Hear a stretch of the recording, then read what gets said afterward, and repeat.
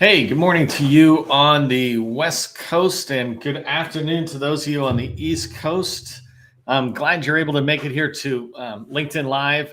I know some of you actually watch YouTube Live, and so I appreciate that. But I'm very happy that you join, especially those of you who join every single day as we build a community. So I just wanted to say thanks on behalf of Gus, myself, and the others who support us. I really appreciate you showing up because it makes it fun to do the training, but it also makes it a lot of fun in the chat to see you guys engaging with each other and letting others know that you're open to connections, things like that. So that's awesome.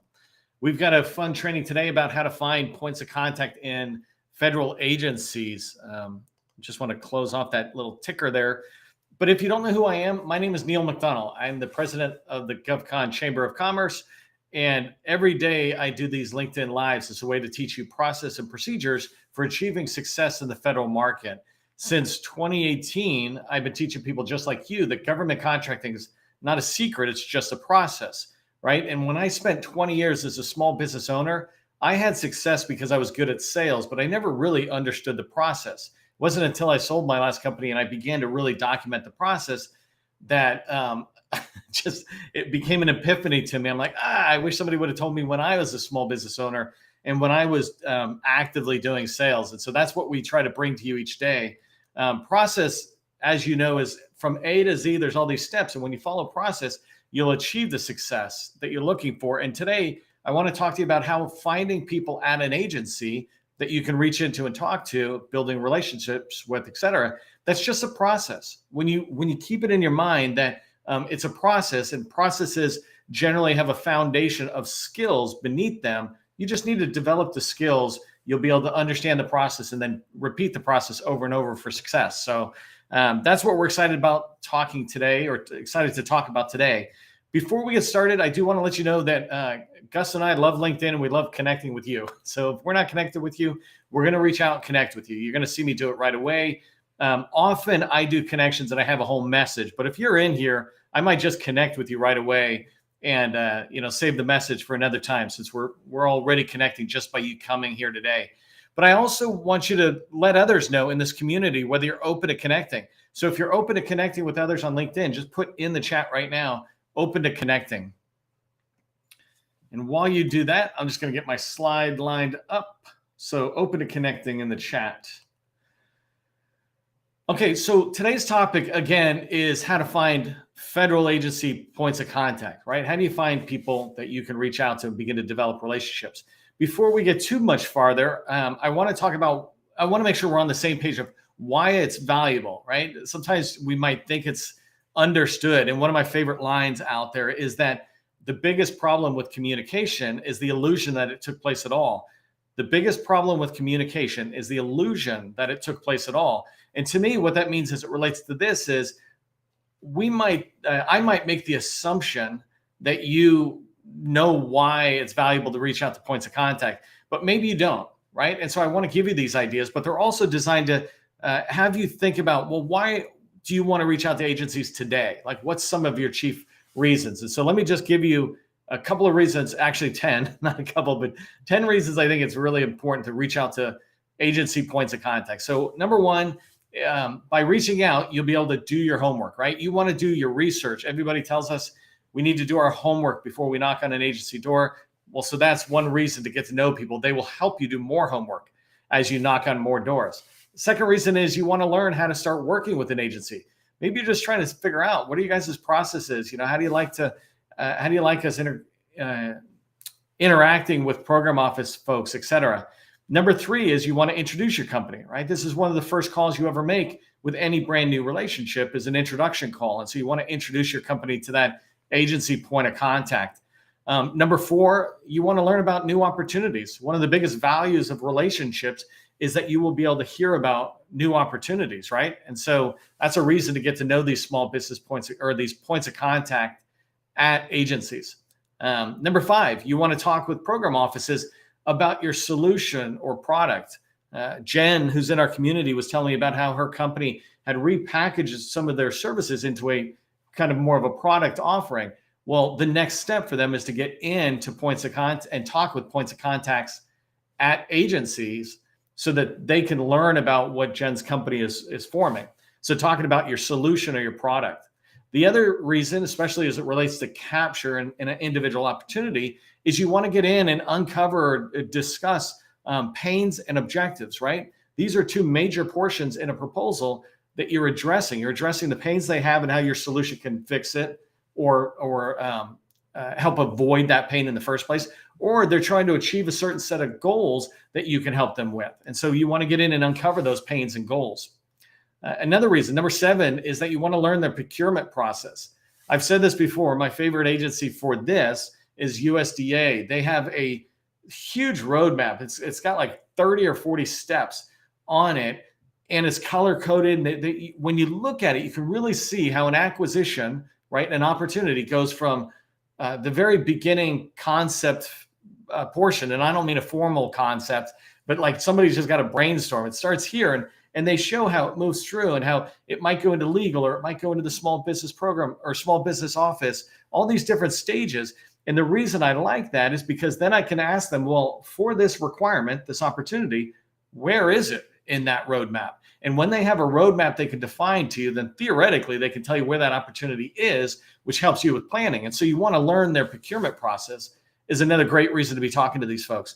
Number 8 is you want to shape the acquisition, right? You either want to, or the acquisition strategy, you want to shape what vehicle it's going to be on, influence it. Hey, push it to GSA. Want to get it on 8A Stars 3, minimal effort.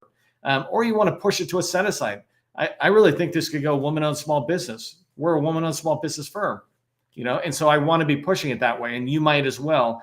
But clearly that is a major portion of capture, right? Is shaping the acquisition strategy that the government follows. Number 9, you want to establish a beachhead. In a beachhead, what I mean by this is inside of a new agency, if you just get a toehold, right? You get on the beach of that agency, then once you're in, you can begin to grow, right? Many of us know that organic growth is way easier than new sales. And so getting a toehold or establishing a beachhead might be a reason for you to get there or talk to these points of contact. And number 10, and these are in no particular order, right? But number 10 is you want to identify members of the selection board. This is more of a capture task, but when you have an opportunity, you're going to write a proposal, it'll go in and it'll be reviewed by a certain set of people. I'm using the term selection board. It could be any other term, but basically these people are going to select the winner, right? And when you get in to start talking with people, you can begin to figure out who that selection board, who will be on the selection board. When you do that, then you can begin to target them with either trying to have meetings with them or share information that might get to them, et cetera. So you might want to identify these members of the selection board. That is a fundamental activity, capture activity for companies that hit, the next level of maturity. It's a little harder to do when you're under, let's say, 5 million and the owner's still doing everything. But as you start getting up and you have a full-time capture person, they definitely should be identifying a selection board, who would be reviewing this. So, okay, I hope that makes sense on reasons why you would want to target them. And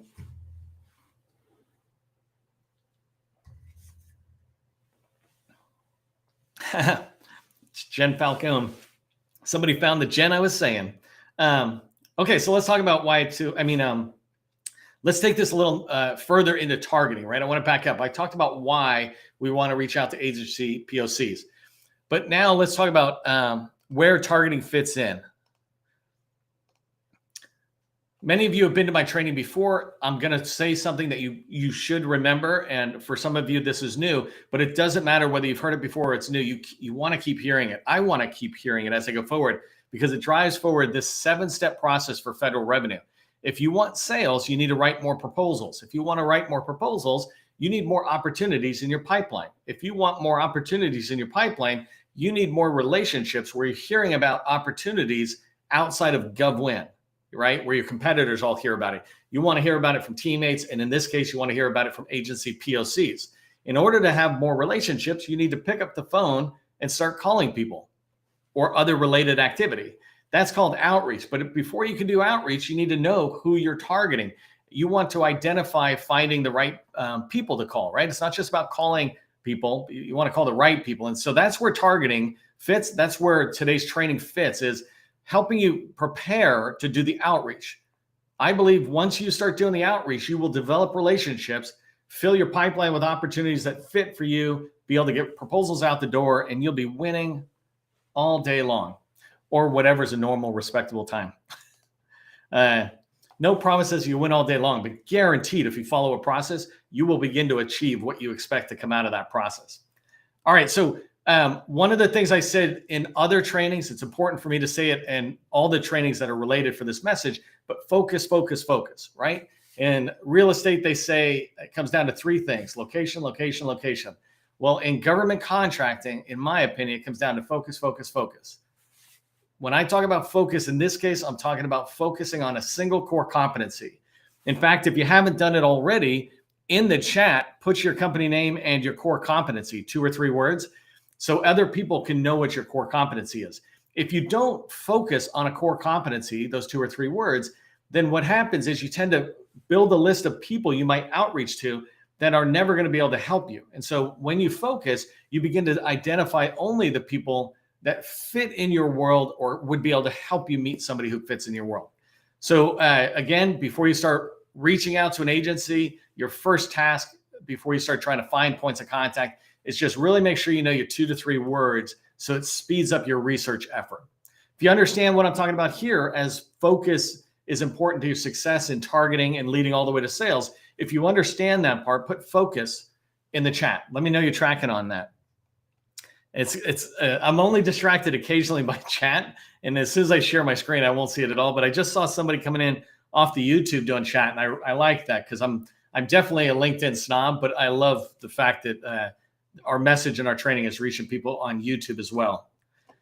Okay, so before I go into showing you some actual sites and showing you where people are and how I can generally find people at an agency, I want to just remind you that when you reach out and you try to find people, points of contact, when you try to find people at an agency, they're going to fit into one of 3 roles.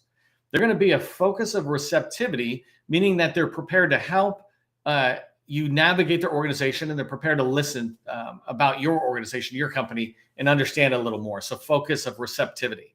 The second one is focus of dissatisfaction. These are the people who are unhappy with the current system or the current incumbents. They're the ones who have the challenges and goals that you, and they need you, right? That your products and solutions could help. So focuses of dissatisfaction are at that level. And then the third one is focuses of power. These are the people who make the purchasing decisions. So in the government space, for sure, it is the people who make a purchasing decision. Let me tell you about titles. Let me show you titles as they match to these roles I just said. So in an agency, if we're looking at focuses of receptivity, the number one focus of receptivity, the person the most likely to be able to listen to you and help you navigate an agency, is a small business specialist.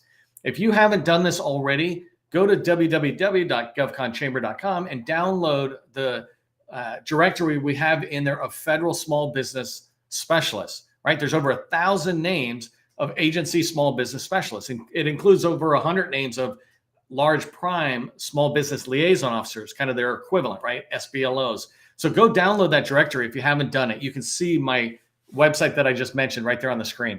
So small business specialist is one. The next one is the SBA's PCR. So the Small Business Administration's Procurement Center Representative, PCR. These people sometimes have emails of the agency. For example, joe@navy.com. It's because they're that closely tied to the agency. And that's why I put them down as focus of receptivity. If you're having a little struggle getting in and finding anybody to talk to at an agency, you could look at the PCRs and find the PCR responsible for your agency. Or if it's the case of the Air Force as an example, there might be 3 or 4 of them who are responsible depending on geographic regions. So just find that SBA PCR.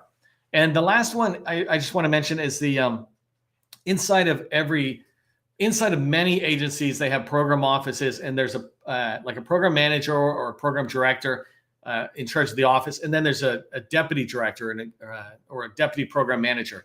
Find that person, because they often have a responsibility of communicating with industry. The Navy made a big push to do this out there.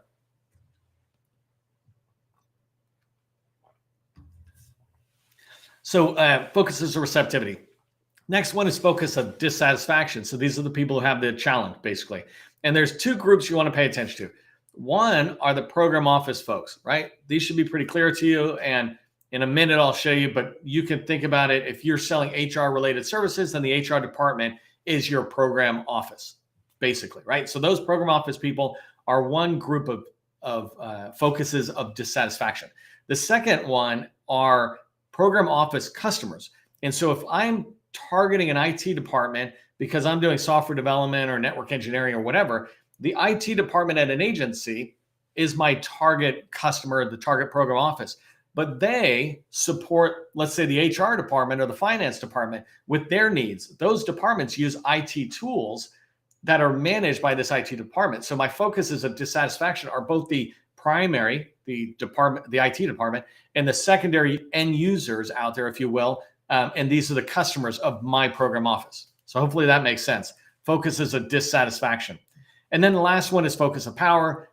In the government world, this is absolutely the contract officer. Contracting officer is the only one who can sign an agreement with industry. So they have the ultimate power. Right behind them, very, very close for most agencies, is the contracting specialist or contract specialist. These people don't sign your contract or your award or whatever, but they work very tightly with the contract officer. And the bigger the opportunity, the more influence and power they have, right? They're right there whispering into the contract officer's ear. The only difference at that point when they start getting bigger, in my way of saying it, is that one has the warrant to be able to sign the piece of paper, but both of them respect each other, or sometimes there's teams of 5 or 10 together. And so those people with the word contract at the beginning generally are your focuses of power. Okay, so if you understand how the titles align to each one of those roles I said, focuses of receptivity, focuses of dissatisfaction, and focuses of power, put agency title into the chat. So I'm going to go over and switch to the slides in a second, and into my internet, and I want to show you a couple of things. But I just wanted to point out when I go in, basically I'm looking for commands, offices within the Navy, let's say, that relate to software development or IT software development. In particular, I'm kind of looking for cloud stuff, but we'll see what we have in there when we're going in. But anybody in that IT space will work for me because I can begin to get in the door and they'll be able to introduce me to other people. So if I want software development, and that's my core competency, going into network engineering people, going into cloud or cyber, all that's okay because it's all related in there. One way or another, they're kind of all working together. And that's how I can build a list of, let's say, 100 people in a program office or a command that I can begin to learn a lot. Sometimes I just do an intro call and don't even ask for a recommendation. I just learn about, let's say, the networking engineer's thoughts on software development. Like, okay, great. No, I appreciate it. Now I hear your challenges. Remember, I talked about there's second tier focuses of dissatisfaction. So let me go ahead and share my screen. Let me just make sure I'm sharing the right part.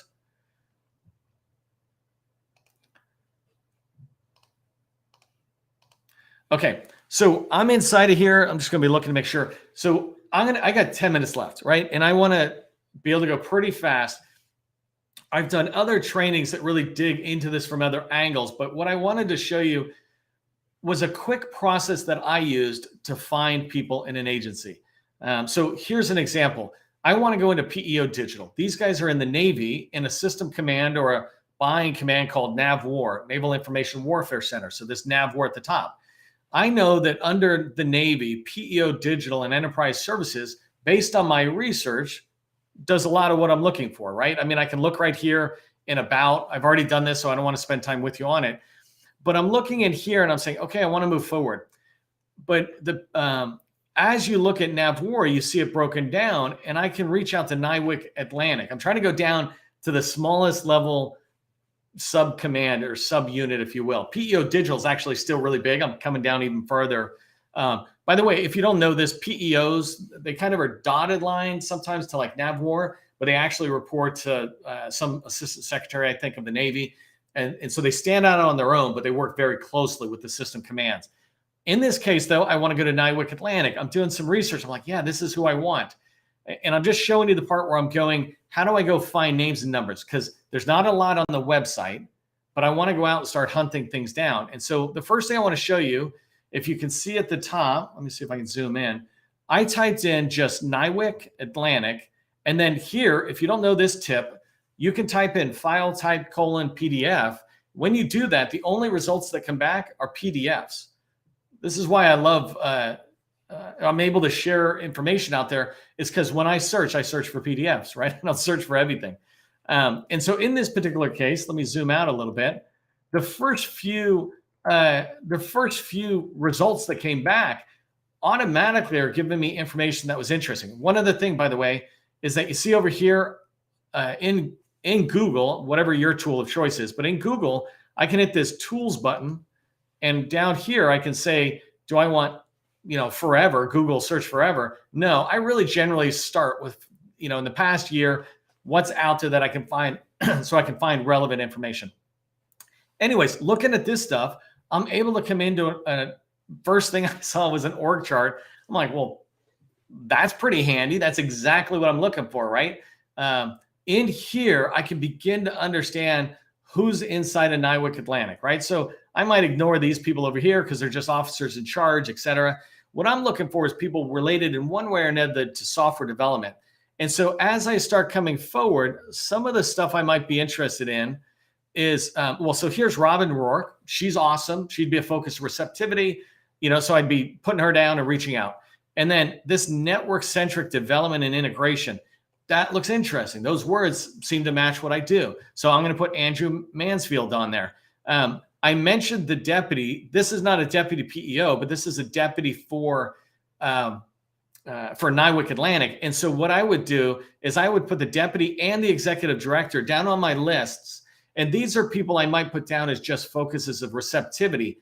And sometimes, quick tip, I might not ever talk to a focus of receptivity. I might just follow them and engage with them on LinkedIn or wherever else they're putting content out to see what they're saying about NIWC Atlantic's priorities or how NIWC Atlantic serves the Navy, right? And so I'll put those people down. I want to know what they're saying, because if they're saying something, I should listen. Also, if they're saying something, more often than not, I can find active direct reports who come up and start engaging them.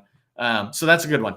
Okay, so warfighting departments, I'm probably going to skip for the moment because you'll see it in a different thing. But right here, even though they call it warfighting departments, get rid of the word warfighting for 1 second, not changing the Navy, but just think of them as departments, right? So you got C4I, which is IT, expeditionary warfare. I'm like, you know what? I'm going to subordinate that for the moment. Enterprise systems. I did my research, right? And sorry, one quick thing. Do research on your agencies before you start doing targeting, so you have a general idea of what these departments are. So I already have an idea. But what you're seeing here is I'm seeing all these different people, right? Susan and Peter, I think they're out on LinkedIn, right? So I can find these people on LinkedIn and begin to follow them. So the next thing is, as I come down here, I can start looking at competencies and see which ones might fit for me, right? I don't know what you do, but look at this and think to yourself, which competency do I have? This one here, logistics. Are you in the supply chain world, right? Maybe this is a fit for you. So then as I come down, right now, this is why I ignored those warfighting ones for a second, because down here, they call them department heads. You see on the left-hand side?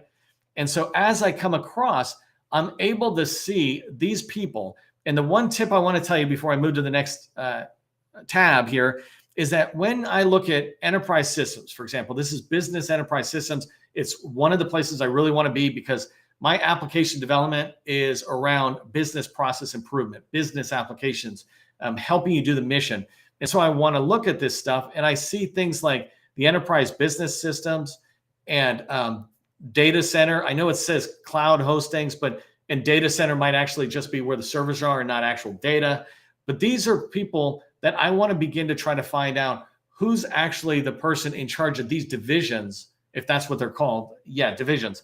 So who's in charge of these divisions, right? So I can see the deputy right here, Brian Ratliff, I think. But I want to find out who's in charge of enterprise business systems. And so that'll be the next level of research. I'm going to pause 1 second. All I did was a basic Google search, and it got me to this org chart, which got me at least 10 names I'm going to follow. So I don't think there's anything else. Oh, so there's this next level of competencies. It's the same thing. So as I come down here, I know there's people who are dealing with workforce in our community here, workforce management and workforce development, et cetera. You can find, you begin to look in here and you can start with these two people. Everywhere you see it, you got two people, right? And so as I see these people's names, I put them in my list. This other thing I want to show you is different, right? Over here, NIWC is sharing this themselves. They're saying, hey, here's our org chart. But then they go out and do these industry days. And a couple of days ago, I said, one of the ways that you can reach out to an agency is through organizations. And so here's an example of an organization that is very tightly tied with NIWC, so Charleston Defense Contractor Association. They put out so much good stuff in coordination with the Navy. So make sure you're following them if you have any interest in NIWC Atlantic. But as I start coming down, I'm just going to start picking up more names. But one of the things I like is when you get in, I'm able to begin to look at these more closely and decide, is this the right department for me, right? Is this where I want to go? So these industry days slides are really important. So remember, we had the department, right? You had the first person, the second person. Well, now I'm looking at the divisions that I showed you a minute ago, right? And so in here, I've got 4 more people. And if I scroll down, so that was that one person's, but this deck's, you can see it. It's 105 slides. I'm going to try to go to one more really quick. Let's go right here. So here's EIS, right? Intelligence Solutions in here. And as I look through, I can see, is there anything that fits with me that I want to help focus on? That one I didn't get names. Let's come down to this guy. So some of them, it's funny. Some of them are putting out names, some aren't. Some will give you the contact information, other won't. Like there's Jeremy, and let's see if Jeremy's going to do me a favor and show me the last group here. No, see, he didn't do it. But there's other slides when you go through, you find that information. I just want to move to one last one. So that was one briefing, and here's a different briefing where NIWC is out there talking about themselves again, right? This is what I talked about. Program executive offices are direct aligned to the Assistant Secretary of the Navy and dotted line to whoever they support. But when you look in here, you can begin to fit together where the people are that you want to reach. So as I come down, that was the Navy. As I come down here, now I'm looking at NAVWAR and how NAVWAR is organized, right? And right now I'm looking at NIWC Atlantic. That's why it's blue, and this is a NIWC Atlantic slide. So then as I come down, these are the PEOs that support them. I want to go a little farther here. Where am I going? So these are the locations that are in there. Okay, this is where I was trying to go. So here in the departments, I can begin to see people's names again as I go through. And as they keep coming down, they keep giving me more information to go search. And so if I wanted to find somebody related to shore C4I integration, right? So I'm assuming that's not on a boat, it's on shore, and it's C4I is in the IT tech world. And if I wanted to do that, I just grab those 3 keywords and I go do another Google search, just like I did here. And I might just type Navy and then those 3 words, and it will bring up another PDF where I can begin to dig into it. I don't have a lot of time to be able to show you right now. Oh, and it's 29 on the how I'm getting the names and numbers, but I actually have another training for it. So we'll shoot that out into the comments that says, here's how you get the names and numbers. But I wanted to show you how quickly it was to find people's names. We did this in 5 or 10 minutes. If you give it a couple of weeks to build a list of 100 people to go out to in an agency, you're going to find them. So anyways, we're blowing through really fast. I want to make sure I end on time. Remember, government contracting, it's not a secret. It's just a process. If you appreciate this kind of training and you want to see more of it, just put thanks in the comments and we'll just keep doing it because that makes us feel good. Have a great time. I'll see you at the next training.